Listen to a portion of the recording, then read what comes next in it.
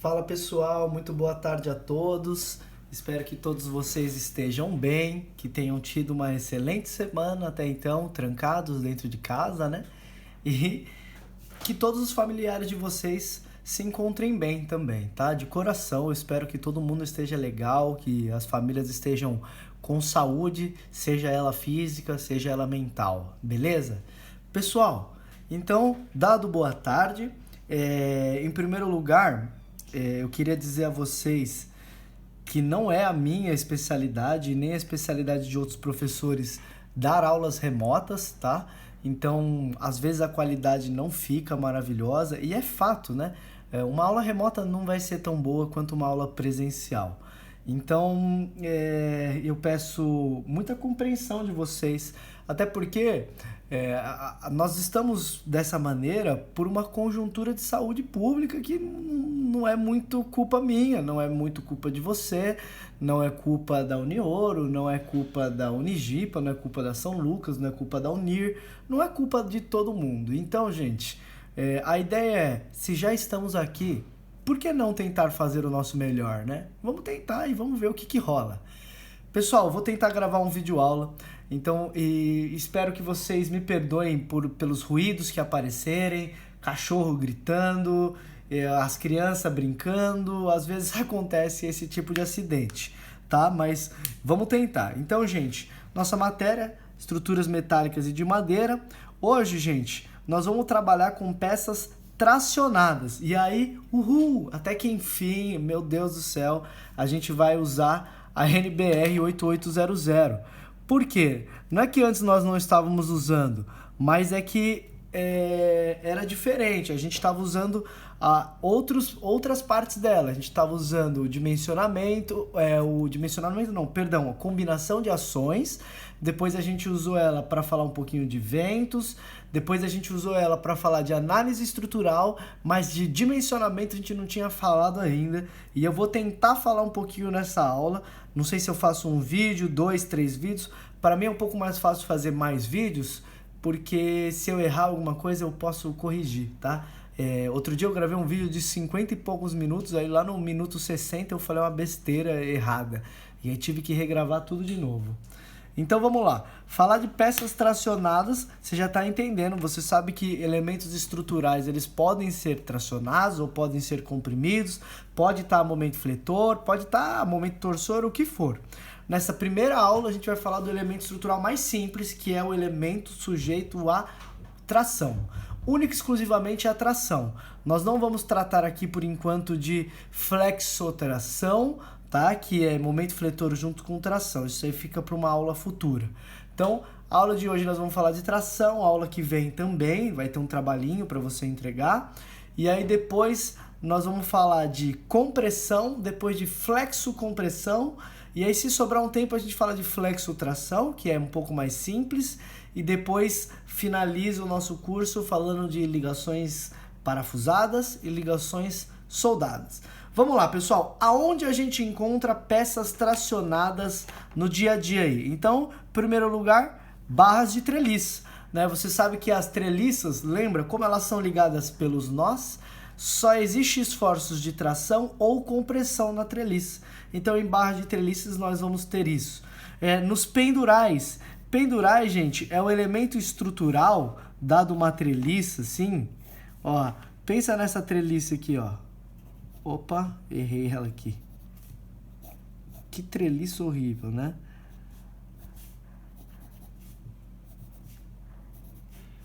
Tá bom? Pensa nessa treliça bem simples aqui que eu tô rabiscando, ó. O pendural vai ser esse cara aqui, ó. Esse é o pendural. Dá pra enxergar aí? Dá, né? Então pensa nessa treliça de telhado aqui, ó. O pendural vai ser esse cara aqui, tá bom? Eu acho que ela ficou mal desenhada. Seria melhor se fosse dessa maneira, ó. Por isso que é fogo gravar vídeo. A gente vai errando. E eu já fiquei com vontade de refazer o vídeo, porque errei o negócio aqui. Mas dessa vez vai ficar assim, porque vocês são uma turma tão compreensiva e tão legal que vai dar tudo certo.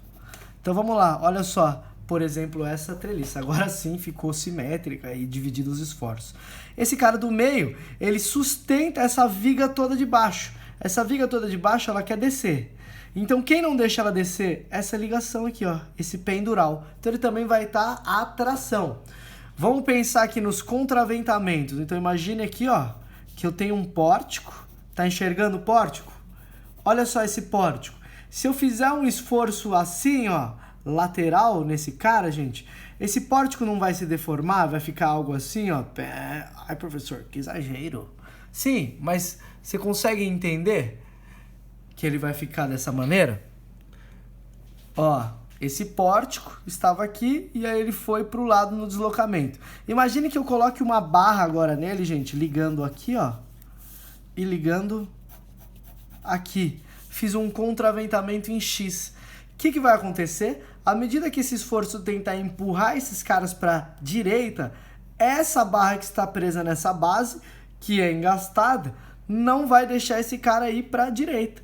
E aí ela vai tracionar. E essa outra, professor, vai comprimir. Mas quando o esforço for inverso, aí inverte o que eu acabei de falar. Beleza? Interessante isso também, né?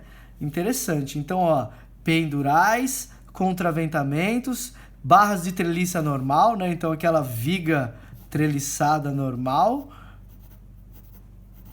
Ó, a viga treliçada normal. Tá aqui, ó. Alguma dessas barras, com certeza, vão estar tracionadas e outras, com certeza, vão estar comprimidas. Alright, my friend? O último exemplo, então, ó, barra de treliças, pendurais, contraventamento e o último é o tirante. Então, vou imaginar um outro pórtico de pé direito duplo. Olha esse pórtico de pé direito duplo. Dá uma olhada. Fiz uma viga principal aqui em cima, de grande rigidez, e fiz uma laje aqui embaixo, segurada por tirantes. Perceba, tá vendo essa laje aqui, ó, cara pálida? Veja, essa laje, ela não desce e não tem pilar nela. Imagine que eu tenha 300 metros quadrados de laje. Como é que você faria isso sem nenhuma viga sequer? Bom, você coloca uma viga superior de grande rigidez e liga elas por cabos ou por tirantes ou assim vai, tá? Liga esses tirantes nas vigas dessa laje aí. Beleza? Então esses são os exemplos mais comuns de peças tracionadas, pessoal. Então vamos lá. Como é que funciona o dimensionamento? O dimensionamento que é algo muito importante, gente. O dimensionamento ele vai ser da seguinte maneira. Nós vamos olhar duas coisas ao mesmo tempo. Vale lembrar que nós vamos trabalhar primeiro no ELU. O que é ELU, professor? ELU, gente, é o estado limite último, tá? É um limite que nós vamos calcular, vai ser o limite da nossa peça que nós vamos calcular para que não ocorra um colapso, para que a peça não colapse, tá? Nossa, não sei se o verbo fala assim, mas para que não ocorra uma ruptura, beleza? E aí, gente, como que pode acontecer esse ELU? Como é que a gente vai dimensionar ele? Então, tem duas coisas que eu vou escrever, você vai escrever no seu caderninho, e nós vamos calcular duas coisas ao mesmo tempo. A primeira é o escoamento da seção bruta, e aí tem vários termos que a gente precisa entender. O primeiro, o que é escoamento, e o segundo, o que é seção bruta, tá? E depois nós vamos falar da ruptura da seção líquida. Ruptura você sabe, seção líquida você não sabe o que é ainda. Mas isso é muito importante. Então vale lembrar o quê? O que é escoar, gente? Escoar é quando nossa peça ela passa do regime elástico para o regime plástico. Lembra disso? O elástico ele vai e volta. Já o regime plástico, quando ele estica, ele volta, mas continua deformado. Legal? Era essa a diferença. Então, por que o ELU vai trabalhar dessa maneira? Gente, a seção bruta é o seguinte. Tá imaginando essa caneta? Imagine que ela seja uma viga. Imagine que ela seja uma viga. Olha o caminhão passando ali. E aí essa viga é ligada por um pilar aqui e mais outro pilar aqui, tá? Então dá uma olhada só nessa viga aqui. Tá? Na verdade, não imagine uma viga não, imagine só uma barra de aço. Acho que é melhor. Imaginar um elemento estrutural, um elemento estrutural em I, um perfil cantoneira, o perfil que você quiser, mas imagine ela dessa maneira. Olha só o que vai acontecer. Imagine que eu tenha forças de tração nela. Tração, tanto para o lado direito quanto para o lado esquerdo. Forças de tração nela, forças de tração. Duas coisas podem acontecer nessa viga. A primeira tá vendo essa seção do meio? Essa seção do meio, se ela escoar inteirinha, desde o começo dela até chegando perto da ligação, se ela escoar inteira, vai ter uma grande deformação. E essa grande deformação, né, imagina, esses pilares podem acontecer isso. E aí esses pilares podem não aguentar essa grande deformação, porque não foram calculados para isso. Esse pilar vai romper e pode acontecer um acidente na sua obra, pode acontecer algum problema maior.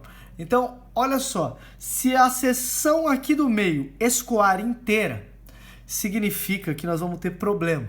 Por quê? Porque vai ter uma grande deformação, mas uma puta deformação.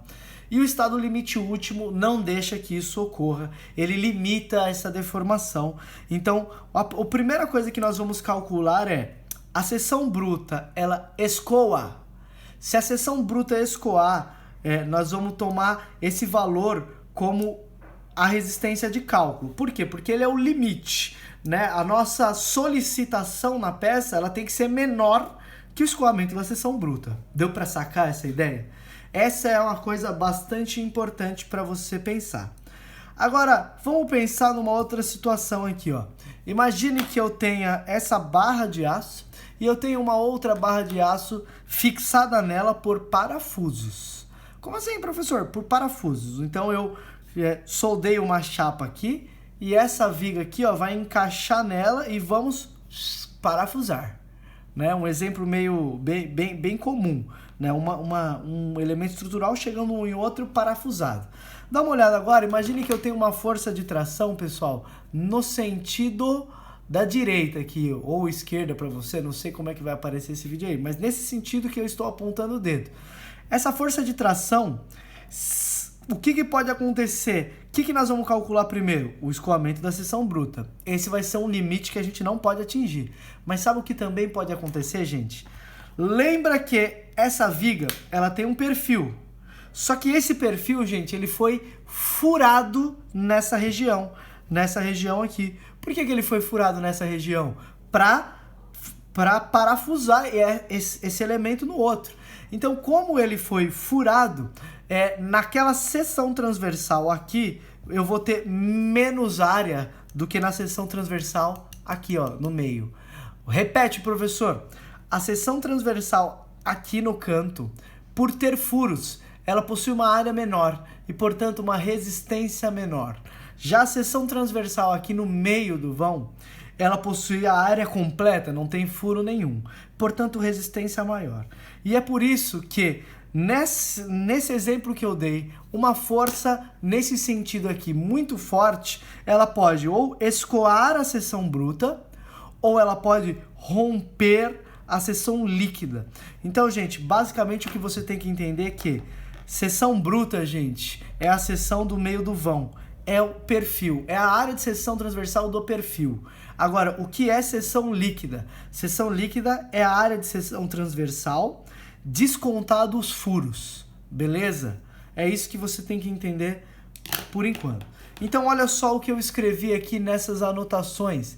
Eu escrevi o seguinte, que o dimensionamento no ELU, ele deve ser feito de duas maneiras ao mesmo tempo. Nós vamos calcular a resistência do perfil ao escoamento da seção bruta e depois nós vamos calcular a resistência do meu perfil em relação à ruptura da seção líquida. E aí vamos ter dois valores de resistência. O que a gente faz? Pega o menor. Pega o menor porque o menor é em termos de conservadorismo estrutural, né? A gente não pode acontecer as duas coisas, nem o escoamento e nem a ruptura. Então nós vamos tomar a resistência como o menor valor, porque caso atinja esse menor valor, obviamente não vai atingir o maior valor. Então as nossas ações, elas serão limitadas ao escoamento da seção bruta e ruptura da seção líquida. Beleza? Nós vamos ter que olhar as duas coisas ao mesmo tempo. Beleza? Esse dimensionamento, gente, é diferente para compressão, porque um elemento estrutural comprimido, por exemplo, este pilar aqui, ó, Tô comprimindo ele aqui, ó. Segurei na base, tô comprimindo esse pilar. Fazendo uma mega força nele. Esse pilar, ele vai flambar antes de romper. Não sei se você lembra o que é flambar. Flambar é perda de estabilidade. Então ele vai fazer um toin, sabe? Vai pro lado, assim. Ele perde estabilidade lateral. Bom, aqui, pessoal, nesse exemplo de baixo, perceba que eu coloquei o que é seção bruta. Então é a seção no meio do vão. Olha só como que ela é, né? Um corte seria isso. E a seção líquida, que depois você vai ver como seção efetiva na norma, porque vai ter um coeficiente para multiplicar. Você vai ver que tem, ó, um furo devido ao parafuso. Legal, né, pessoal? Muito bom.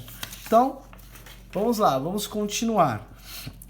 O estado limite último, nós vamos ver então quanto ao escoamento e como se calcula isso ao escoamento. Bom, a primeira coisa que eu quero te mostrar aqui, gente, é esse aço aqui, ó.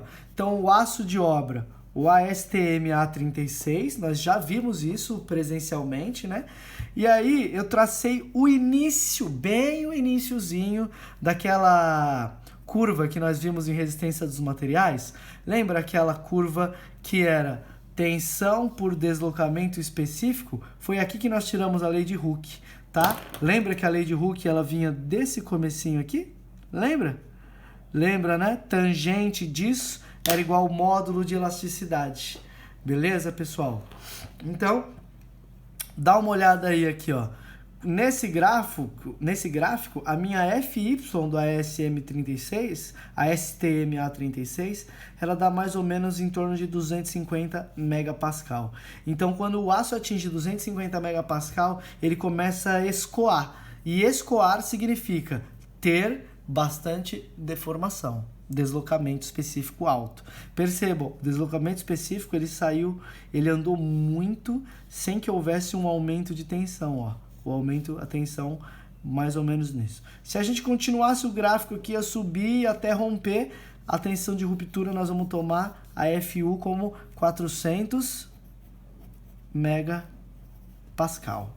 Beleza? Esses valores aí vocês têm que ter já decorado. Professor, posso anotar esses valores na minha norma? Com certeza, cara pálida. Com certeza. Vamos continuar aqui, pessoal. O escoamento da seção bruta, ele é dado dessa maneira aqui, ó. A força resistente de cálculo, então é a força normal de tração resistente de cálculo. Beleza? As letrinhas? Como é que ela vai ser calculada? Ela é a mais fácil de todas, pessoal. Você vai calcular ela dessa maneira. AG vezes FY dividido por gama. E aí, gente, quem é AG? É a área da seção bruta. É a área do perfil, a área de seção transversal do perfil. Acabou. Beleza? E quem é o FY? A resistência ao escoamento, que vale 250. Dividido por 1.1. Pessoal, isso aqui é a coisa mais besta de todas. Por quê? Quando você pegar uma tabela de perfis, você vai ver que o AG já vem calculado. O FY vale 25 e o gama 1.1. Então, a força resistente de cálculo quanto ao escoamento da seção bruta é muito besta de calcular. Sacaram? Era só isso. Escolhe um perfil lá. Deixa eu pegar meu livro aqui só um segundo, pessoal. Olha o despreparo, né?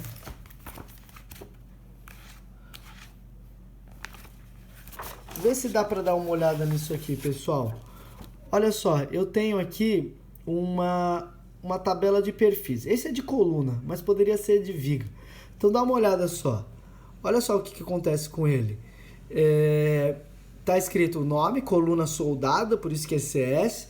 Aí tem o tamanho do perfil. Olha o que já tem nessa, ó, perfil. Olha o que tem aqui, ó, área já em centímetro quadrado. Legal? Então, gente, na hora de escolher um perfil na nossa vida prática, é bem simples. Nós vamos escolher um perfil e depois olhar a área. Olhou a área, multiplicou, desfocou, né? Como é que foca de novo? Aê, meu Deus, é muita tecnologia. Pessoal, achou a área lá, multiplicou por 250 MPa, dividiu por 1.1 e já era, acabou.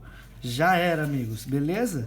Tá, vale já lembrar uma coisa, o perfil normalmente é dado em centímetro quadrado. Você deu uma olhada lá, viu que estava em centímetro quadrado, não viu?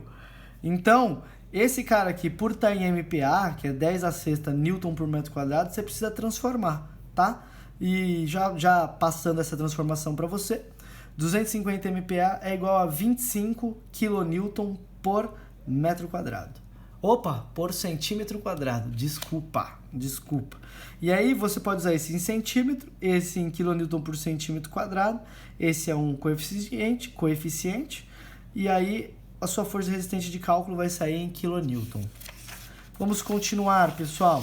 E quanto à ruptura? Pessoal, quanto à ruptura, o jeito de calcular é bem simples, mas é um pouco mais elaborado que o primeiro jeito. Dá uma olhada. Para eu entender a ruptura da seção bruta, o que eu tenho que olhar? Olha só, então, força resistente, força normal de tração resistente de cálculo, como é que se calcula? Então dá uma olhada, vai ser um tal de AE, que a norma chama de área líquida efetiva, beleza? Então, é líquida efetiva, 2 termos. E você vai multiplicar pela FU, resistência à ruptura. Lembra quanto que era? 400, né, MPa? Ou 40 kN por centímetro quadrado. Beleza? Dividido por 1,35, gente. E aí já era. Na prática, você vai calcular esse valor e o valor passado. O que for menor, você vai tomar como resistência. Pessoal, se liga. O que é área líquida efetiva? A área líquida efetiva vai ser a área líquida que a gente tiver multiplicado por um coeficiente de redução. Ah, professor, mas o que é a área líquida? Pessoal, a área líquida é bem suave. Você vai fazer o seguinte, imagine que eu tenha uma situação... Deixa eu ver se tem um exemplo depois aqui. Tem. Então dá uma olhada. A área líquida, gente, vai ser a seguinte. Eu vou pegar a área total que eu tenho, aquela área que eu olhei lá do perfil, e vou descontar o diâmetro do furo vezes a espessura. E acabou. O diâmetro do furo vezes a espessura do perfil. Então, basicamente, calcular a área líquida é pegar a área de seção transversal e descontar a área dos furos que você fez na ligação. Beleza? É bem tranquilo. Então, tá escrito, ó, a área líquida é a área bruta descontada dos furos. Agora, o que é a área do furo? A área do furo, gente, é o seguinte. Nós vamos ter que fazer um cálculo para chegar na área do furo. Porque o furo serve para quê? Não serve para colocar um parafuso? Então, a primeira coisa que você tem que saber é que a área do furo ela vai envolver o diâmetro do parafuso. Então, a primeira coisa é o diâmetro do parafuso. Beleza? Para que o parafuso encaixe. A segunda coisa é o seguinte, se você fizer exatamente do tamanho do parafuso, aí você não vai conseguir parafusar, você não vai ter folga para o seu parafuso trabalhar lá dentro. Então, olha só, para você achar a área do furo, para você achar o diâmetro do furo, melhor dizendo, você vai ter que pegar o diâmetro do parafuso mais 1,5 de folga padrão, tá? 1,5 de folga padrão e mais 2 milímetros. Por que 2 milímetros, gente? É prevendo algum dano do material na borda do furo. É isso que você vai calcular. Então imagine só, vocês já ouviram falar em como se faz esses furos nas chapas metálicas? Tem 2 maneiras. A primeira é por broca. Então vai rodando, a broca rodando e vai e faz o furo.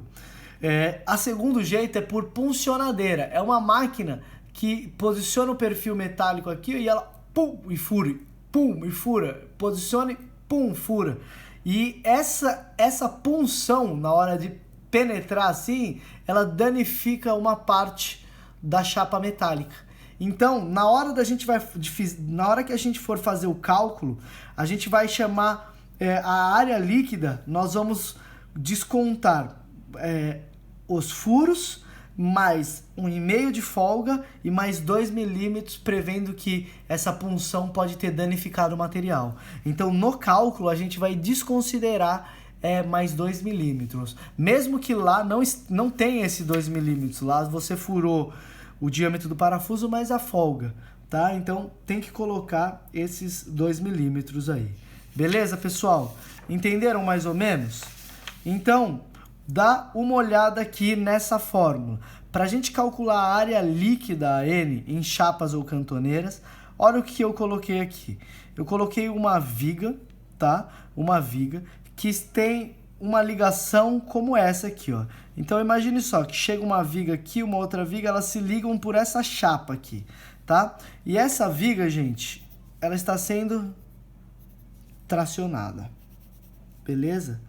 Está sendo tracionada, pessoal. O que vai acontecer aqui? Bom, como é que seria o cálculo? Primeira coisa, para calcular a área líquida. A área líquida, gente, nós temos algumas possibilidades. Perceba que o primeiro jeito da minha peça romper é ela romper nesses 3 parafusos que eu coloquei aqui, ó. Ela fazendo uma linha reta, ó. Rau, e aí ela rasga essa peça. Pensa nessa tração aqui. A segunda coisa que eu vou mostrar para vocês é, ela poderia romper também reto nessa segunda linha, mas é menos provável, porque ela vai romper nessa de 3 furos, concorda? Onde tem mais furos, tem menor seção transversal. Mas, gente, olha só o que acontece. Devido a muitos estudos de tração, verificando essas peças, o pessoal percebeu que essa ruptura ela pode dar em zigue-zague. E isso tem acontecido bastante. E aí, como é que faz para saber qual é a área líquida de fato? Então, primeira coisa, você vai calcular essa área líquida, que é a área do perfil todo descontado de 3 buracos aí, vezes as espessuras. E depois, você vai calcular a área líquida pelo zigue-zague. Como é que faz para calcular isso? Então dá uma olhada. Você vai pegar a área bruta total e vai tirar os diâmetros dos furos vezes as espessuras. Então no caso aqui, ó, eu tenho 1 furo, 2 furos, 3 furos, 4 furos, 5 furos. Então aqui seria a área bruta menos 5 furos vezes a espessura daquela peça. Só que olha só, gente, a área de seção transversal reta é uma coisa. A área de seção transversal na diagonal, ela acrescenta uma hipotenusa aqui, ó. Ela aumenta um pouco, que indo em linha reta não aumenta. Então, você vai ter que acrescentar, tá? Esse S² sobre 4G vezes o Tzinho aí, que é a espessura da sua chapa. Professor, o que é S e o que é G? Tá aqui, ó, eu cotei. S vai ser esse espaçamento longitudinal de 2 furos consecutivos.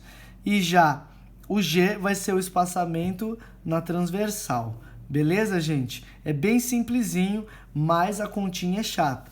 E aí, qual vai ser a área líquida de fato? A dos 3 furos ou as dos 5 furos somado essa partezinha aqui? Bom, vai ser a menor delas, porque a menor área possível é onde vai ter a menor resistência possível. É lá que vai romper. Deu para sacar, gente?